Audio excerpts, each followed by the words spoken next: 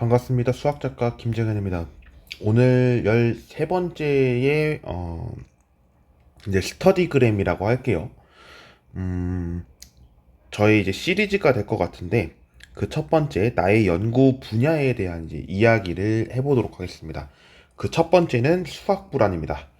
여러분들이 수학 불안이라고 했을 때 이제 어떻게 느끼는지 그런 감정들도 있을 거고요. 뭐 감정이 아니더라도 수학에 대한 깊이 내지는 이제 수학을 싫어한다라고 이제 표현을 하기도 하는데 그런 부분에 대해서 정확하게 수학 불안이 어떻게 정의를 내리는지 이런 것을 살펴보면 여러분들이 이제 수학 불안과 관련해서 관심을 좀 더 가지시지 않을까 생각을 해서 준비를 해 보았습니다. 그러면 시작해 보도록 하겠습니다. 수학 불안에 대해서 이제 정의하는 여러 가지 이야기가 있습니다. 그 중에서 저는 이제 고상숙 교수님과 류병국 선생님께서 작성하셨던 2019년의 논문을 확인했는데 거기에서 제시를 이렇게 하고 있습니다. 수학 문제를 해결할 때 개인이 느끼는 불안한 감정이라고 이야기를 합니다. 이제 그 전에 수학 불안은 다양하게 정의를 했습니다. 뭐 일상생활과 학습 장면에서 수의 조작과 수학 문제 해결을 방해하는 불안한 감정을 뜻한다라고 이야기를 하기도 하고요. 한편으로는 이제 수학 불안은 수학 문제를 풀도록 요구할 때 나타나는 공포, 무력감, 마비, 정신적 혼란과 같은 상황을 묘사하는 데 사용됐다라고 하는 내용도 제시됩니다. 근데 이제 시대가 바뀌면 이제 뭐라고 할까요? 시대가 바뀐다라고 하기보다는 이제 시대가 흐를수록 정의에 대해서는 또 이야기가 달라지기 때문에 그런 부분이 그래서 학자들마다 각각의 정의가 다르다라고 해석할 수가 있습니다. 그럼 그런 상황에서 이제 수학 불안의 상황들을 좀 보겠습니다. 상황들은 여러 가지를 제시했는데 그 중에서 저는 세 가지를 가지고 왔습니다. 이런 쪽에서 수학 불안을 느끼지 않을까 하는 것인데요. 보겠습니다. 수학 교과에 대한 불안이 있고요. 수학의 개념, 기초 문제를 접했을 때의 불안, 수학 시험에서 나타나는 불안이 대표적인 예가 될 겁니다. 수학 교과에 대한 불안에 대해서는 이제 전반적인 수학이라고 하는 교과에 대해서 이야기하는 것을 얘기하고 수학의 개념, 기초 문제를 접했을 때의 불안은 수학에서 다루는 이제 단원이라든지 그 단원에 대해서 정의, 정리, 이거를 뭐 고등학교식으로 얘기한다면 정의는 맞겠지만 이제 특징이라고 얘기를 주로 합니다. 그러다 보니까 그렇게 접했을 때 내지는 이렇게까지 알고 나서 문제를 풀어봐야지 했는데 그때 느끼는 불안 이렇게 보일 수가 있고요. 시험에서는 당연스럽게 이제 나타나는 게 있죠. 이제 중간고사, 기말고사, 뭐 요새는 이제 과정중심 평가라고 해서 나타나는 것도 있고요. 그렇게 해서 나타나는 것까지 이제 세 가지가 대표적인 케이스가 될 거라고 봅니다. 자, 그렇게 했을 때 전체적으로 보면 학생 자신의 부정적 경험을 통해서 비슷한 상황에 처했을 때 반복해서 느끼는 특수한 감정이다 라고 정리를 할 수가 있고요. 그런 부분들을 참고해 주시면 좋을 것 같습니다. 처치 프로그램이 제시가 되는데요. 이 처치 프로그램에서는 크게 두 가지 나타납니다. 첫 번째 심리적 처치, 두 번째 비심리적 처치. 심리적 처치와 비심리적 처치에 대해서는 현재 공부 중인 상황이라서 이 부분은 제가 완성되는 대로 추가 설명을 나중에 하도록 하겠습니다. 수학 불안을 극복하는 여러 가지 사례들이 있는데요. 그것을 네 가지 구체적으로 좀 살펴보겠습니다. 먼저 메시전이라고 하는 1979년의 자료에서는 수학 불안을 감소시키려는 중재 형태로서 교정교육, 교과과정 내용의 변화, 심리적 중재법, 통합적 접근법 등 네 가지를 제시합니다.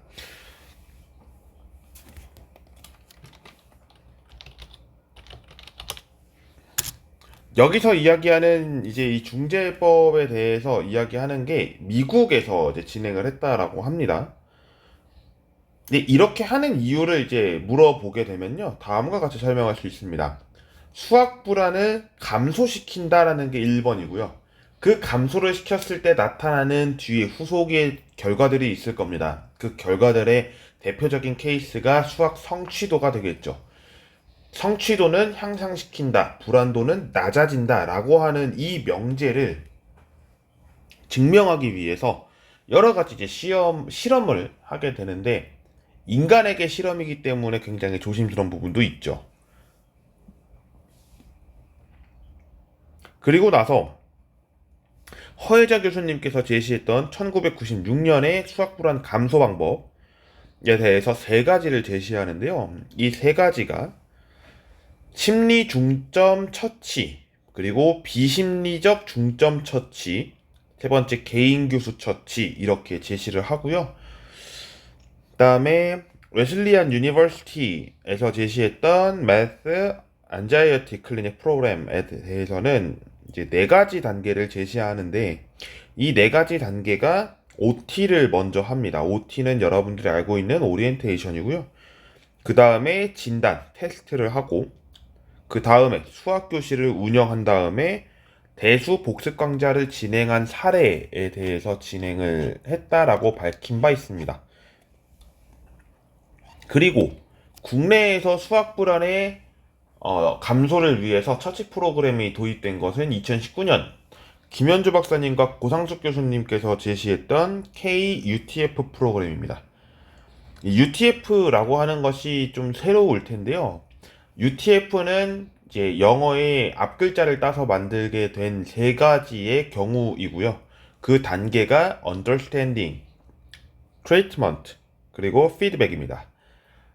understanding, 이해를 시켜야 되고, treatment, 처치 프로그램을 도입시키면서 피드백, 교정적 피드백을 주어야 한다 라고 하는 것으로서 프로그램을 개발합니다.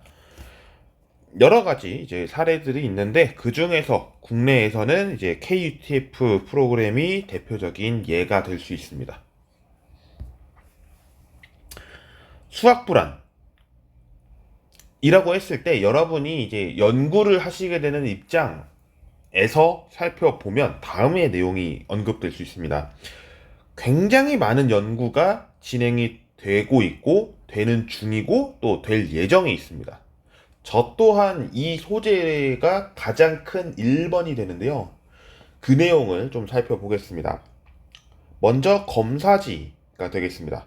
검사지는요, 이제 MARS라고 해서 MARS, 단일 문항 98문항이 들어가 있습니다. 단일 요인으로. 근데 단일 요인으로 물어보기에는 우리가 수학 불안에서도 어떠한 요소들이 또 있기 때문에 그런 부분이 또 확인이 돼야 되겠죠. 그래서 최근에 MASS라고 하는 65문항 4개 요인으로 이제 질문지를 만들었는데, 이 질문지를 만든 사람이 고엔입니다. 그 사람이 이제 국내에서는 이제 다시 변화를 시켜서 네 분의 연구진들이 2012년에 설문지를 개발을 했고, 지금까지도 활용이 되고 있는 그런 문항이라고 보시면 됩니다. 두 번째로 뇌파 측정이 있습니다. 뇌파 측정은 2012년에도 이제 제시가 되어 있었고, 뭐 여러 가지가 있겠습니다만 2014년부터 수학 불안에 대해서 이야기가 나오기 시작했고, 동향 분석이 2014년도였으니까요. 그리고 2016년도 때부터 이제 High Math Anxiety와 Low Math Anxiety에 대해서 집단을 비교하는데 뇌파 측정을 그립니다. 근데 저는 이제 그런 생각을 갖죠. 여기서도 나올 수 있는 거라면 한 명의 뇌파가 아니라 양적의 뇌파를 측정한 다음에 선형외기 분석이나 아니면 여러 이제 분석이 있겠죠.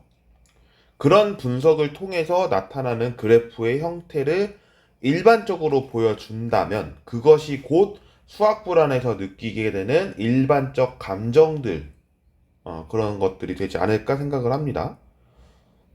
그래서 이런 결과들도 있어요. 수학 불안이 높은 집단이 있고 낮은 집단이 있다라고 했을 때 뇌파를 분석합니다.